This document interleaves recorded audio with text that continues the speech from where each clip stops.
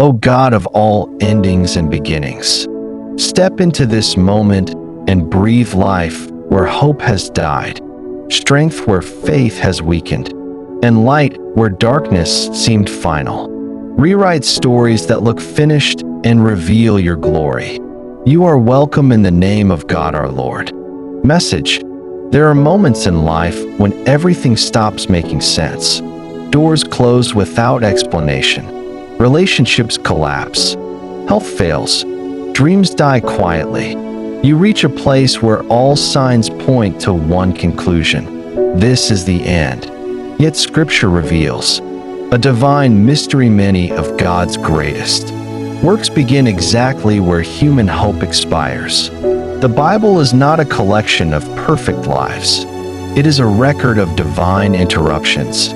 Stories where what looked like the end became the birthplace of restoration, purpose, and greater glory. Isaiah 43 verse 19 says, "Behold, I will do a new thing. Now it shall spring forth. Shall ye not know it?" God does not merely repair old chapters. He introduces new beginnings where no future seemed possible. Consider Abraham and Sarah. Time had passed. Strength had faded. Their bodies carried the evidence of impossibility. God's promise of a son appeared mocked by reality. Romans 4 verse 19 says, "Abraham considered not his own body now dead, nor the deadness of Sarah's womb." What looked like the end of fruitfulness became the beginning of a nation. Isaac was born not when it was logical, but when it was impossible, so that glory would belong to God alone. Joseph's story appeared to end multiple times: betrayed by brothers, sold into slavery, forgotten in prison. Each chapter closed painfully. Yet Genesis 41 verse 14 says Pharaoh sent and called Joseph.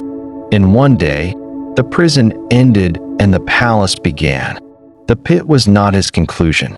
It was his transition. What looked like delay was divine positioning. Naomi returned home empty. She said, "I went out full, and the Lord hath brought me home again empty." To her, the story was over. But Ruth chapter 1 was not the final chapter. God restored her joy, her family line, and placed her name in the lineage of Jesus Christ. What Naomi called the end, God called preparation. Job sat in ashes, children gone, wealth destroyed, health broken. His friends concluded his story was finished. But Job 42 verse 10 says, "The Lord turned the captivity of Job." God restored him double, not after explanation, not after apology, but after endurance. What looked like the end was only the beginning of deeper blessing. Elijah believed his ministry was finished. He said, "It is enough. Now, O Lord, take away my life." Yet God fed him, strengthened him, and revealed himself in a still small voice. Elijah was not done. He still anointed kings and raised successors. Burnout was not the end. It was an invitation to renewal. The widow of Zarephath prepared her final meal, one last act before death. Yet obedience turned scarcity into daily provision. 1 Kings 17 verse 16 records that the barrel of meal wasted not. The last meal became the first miracle. Lazarus was dead, buried, for days gone. Martha said, "Lord, by this time he stinketh." To everyone watching, the story had ended. But Jesus stood at the tomb and declared, "Lazarus, come forth." Death was not final. Restoration walked out of the grave. When Jesus arrives, endings lose authority. Even the cross looked like the end. Disciples scattered. Hope collapsed. The Messiah crucified. Yet resurrection followed. What looked like defeat became eternal victory. The tomb was not a conclusion. It was a doorway. God is not intimidated by endings.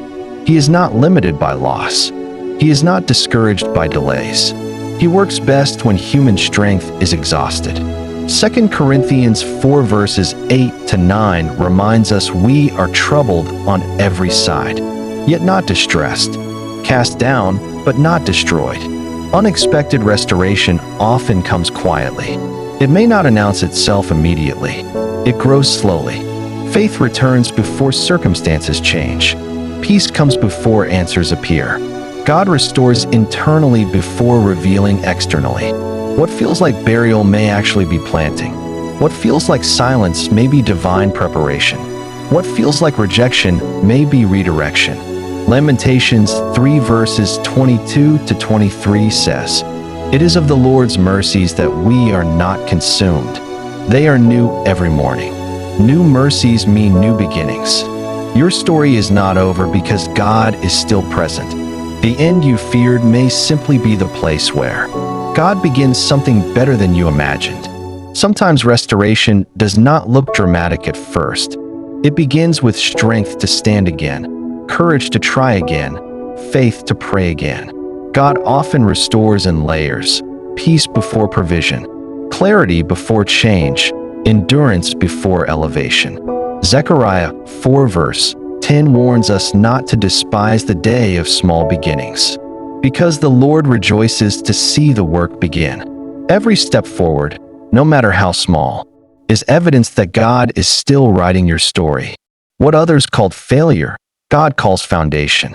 What felt like loss becomes wisdom. What broke you refines you. Psalm 66 verse 12 says, "We went through fire and through water, but thou broughtest us out into a wealthy place."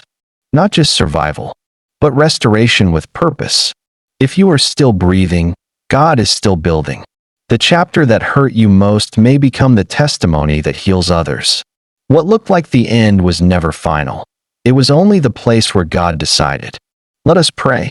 Father, in the name of Jesus Christ, we come before you with hearts that have faced endings, broken dreams, closed doors, painful losses, and silent seasons.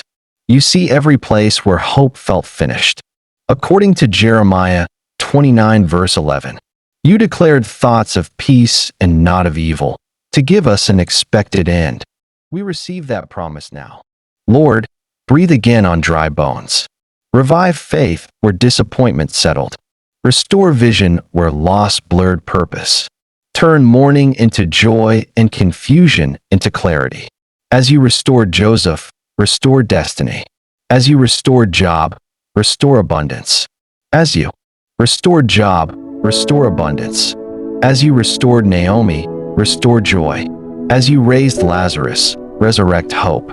We declare that what looked like the end will become the beginning of testimony, healing, and purpose. We trust you beyond understanding. We surrender every outcome into your hands. Closing prayer. Father, thank you because you are the God who finishes stories with glory. Seal this word in every heart and lead us into restored beginnings. In Jesus' mighty name we pray. Amen. Thank you for watching. Please like and subscribe for more content like this.